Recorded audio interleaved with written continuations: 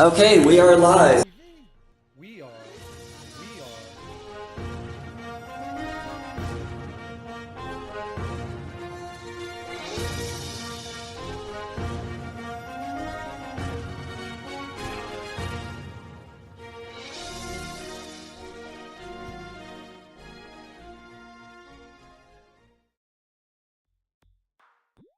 Today I have something pretty special for you. I got some of my friends. We're friends, right? I have friends, right?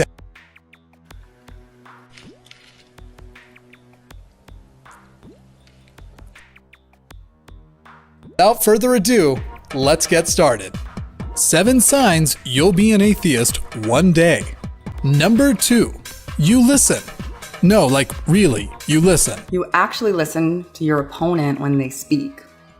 One of the signs of dogmatic thinking is affirmation seeking. When engaging in dialogue, instead of being interested in and considering the position that's being presented, instead you're looking for holes, for opportunities to assert your perspective and refute the opposition. Once you become more open to the possibility that your position is as fallible as you are, the perspective can shift. Instead of wanting an opportunity to present your case and reinforce your existing perspective, you become more interested in challenging it. Instead of just affirmation, you seek the opportunity to scrutinize and criticize your beliefs. When this paradigm shift takes place, an interlocutor is no longer perceived as an opponent. Instead, they are a means by which to be exposed to an opposing perspective, to challenge yourself and ensure your positions are sound and reasonable and justified. This can begin to place you into the perspective of the opposing side. When this happens, more often than not, you start to honestly admit to yourself that it's reasonable and it makes sense. This may not always lead to deconversion itself, but it tears down some important walls. Instead of being closed, you're opened, and that means that you have to ask yourself some really hard questions. Okay, so here's the second sign. You listen. Like, really listen. Okay, this one's strange, especially on the heels of the previous sign. Maybe it's just a bad editorial decision to put these two back to back, but notice what the net effect of this is. If you ignore questions and don't look for answers from the opposing side, you'll become an atheist. But if you listen to the other side, you'll become an atheist. I mean, you're literally damned if you do and damned if you don't. The evangelistic bent of this video is just so obviously self-serving here when you consider these back-to-back. So let's go into the actual issue, though. She cannot possibly think that listening to understand is a sign that someone will be an atheist. I mean, besides the studies that show that atheists are actually more intolerant and dogmatic than their religious counterpoints, yes, those are scientific studies, this simply fails in principle. If being open and honest in your ability to dialogue with the opposing view means that you're on way to adopting that opposing view, then doesn't that mean that if she's open and honest with dealing with Christianity, that she's on her way to become a Christian? I mean, in order for this principle to really work, she needs a heavy dose of special pleading and a kind of just assumption that atheism is true to make the scalpel cut one way but not the other. I can't tell you how often I spend my time trying to get atheists to even listen to what's being said and to understand it charitably and reasonably rather than through parroting of atheistic mimetic cliches. That doesn't mean that they'll accept what we're saying, but I find myself often exhorting them to listen to understand and not just to listen to find things that they can object to or just finding the moment for them to jump in and talk on their turn. So I agree with Shannon's appeal here. We all should listen, and we should do it openly and charitably and objectively and try to understand the other side and why they believe what they believe, as well as take their criticisms of our views seriously. I just disagree that that's a sign that one's on the road to atheism. Okay, so here Shannon Q is saying that if you engage in a respectful dialogue with an atheist and really take in the arguments, then that's a sign that you're going to deconvert. Now, she says this wouldn't necessarily lead to deconversion, and I respect her call for a fruitful dialogue, where each person takes in what the other person has to say instead of just looking to jump on the point and refute it. I respect that. I really do. But it is a little bit question-begging when she says or assumes that if the Christian and the atheist really listen to each other and take in what the other person is saying, that atheism will emerge as the strong position. Is that the case? It remains to be seen.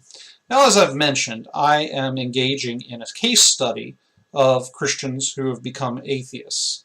And so far in the study, I haven't found that a dialogue with an atheist where you really take in what the atheist is saying has been one of the trigger events for the deconversion. In general, the deconversion has been the result of a very personal journey where the individual has had doubts and studied arguments against Christianity and come to terms with their own journey and gradually drifts into unbelief. So that's not to say that these individuals didn't have access to atheists or have dialogue with atheists. In several of the cases, they've been very close to an atheist. For instance, an atheist boyfriend, or an atheist best friend, or an atheist family member. And dialogue did occur. But typically the dialogue occurred much earlier than the deconversion and was never cited as the trigger or the cause of the deconversion. So, does respectful dialogue with atheists result, or is it a sign that you're going to deconvert? That remains to be seen. I would agree that we need to be respectful and take in what the other person says, but I'm not so certain that that's a sign that you're going to deconvert. It surely isn't a good sell for respectful dialogue if you come to a Christian and say, and that means you're going to deconvert. That's not a strong case for respectful dialogue. This second sign that apparently you're on the road towards atheism is much like the first. It's not unique to Christianity. Right? This idea that you are closed-minded, dogmatic, that if you're actually willing to listen to the other person, oh, well, now you're on the road to change your mind. Well, here's the thing. Closed-minded, dogmatic, narrow thinking is not unique to religious people.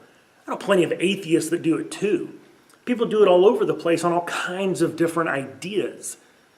Right? And so being open, therefore, doesn't necessarily lead you into changing your mind. I mean, it might, but we need to be open-minded to be able to explore and inquire, let curiosity carry us where it may as we discover things about the world and about life, and be open to adapting our view based on the world around us and what we experience and what we know. Yeah, absolutely.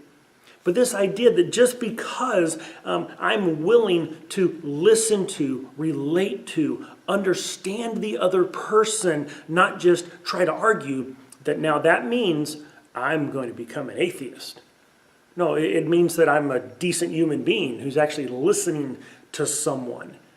Just because you're paying attention to, listening to, paying attention, taking in, understanding the other person, their position, why they believe what they believe, why they think what they think, doesn't mean you're about to jump ship and go join them.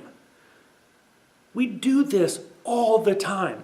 How many times a day are you having a conversation with a coworker, a friend, a family member, somebody that you have a disagreement on? And you're actually listening to them to why you understand, okay, you hold that view and here's why you do. But you still say, I don't agree.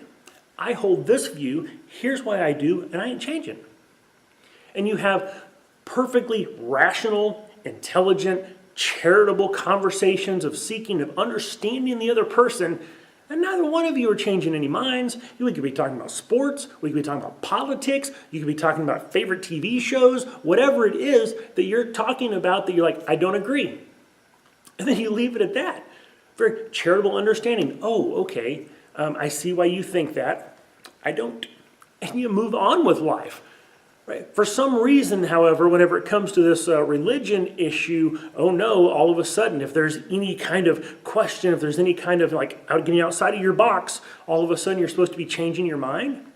I don't think so. That's not what I see atheists doing. I see people all the time, religious and non-religious, having conversations that, yeah, a lot of times they're closed off and narrow, but I see a lot of times very civil, charitable conversations seeking to understand the other person.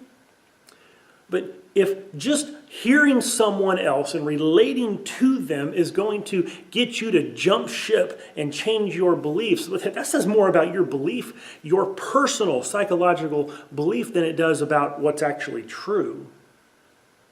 Again, just as was the case in the first one, that just means that your position was shallow. That your belief, well, it was just kind of wishy-washy. You come across someone where it's like, oh, they're a nice person. I relate to them. I understand what they're saying. Maybe I need to change my mind. Well, no, you change your mind based on facts, based on evidence, based on the reasons there are to hold the belief you have. Just finding someone else likable and relatable and open dialogue with them, well, that's no reason to change your mind for anything. No, you believe what you believe based on something solid. And if you don't, well, okay. I mean, if you're holding your belief just kind of whimsically, just kind of wishy-washy, shallow idea, it doesn't matter if we're talking about religion or atheism or sports or current events or whether or not you like your boss. Well, yeah, you're open to change because you're not actually holding to any real convictions. Okay, so signs you may be an atheist soon, part 2. There's one big problem with this clip. It assumes that atheists are the only ones who are going to genuinely, truly listen. This sidesteps anyone who may be a genuine listener from any belief system except atheism. Now, I know they haven't explicitly said that, but the implication of this being a sign that you would be an atheist soon is that atheists are the ones who are really listening. This also assumes that they don't have biases, as affirmation bias is pointed out here as being something that is constantly being affirmed for believers, but not something that may be the case for atheists. So this one is really problematic, and in all honesty, I wish when it came to this particular topic, they had done a bit more listening rather than trying to tell the rest of us we should shut up and listen.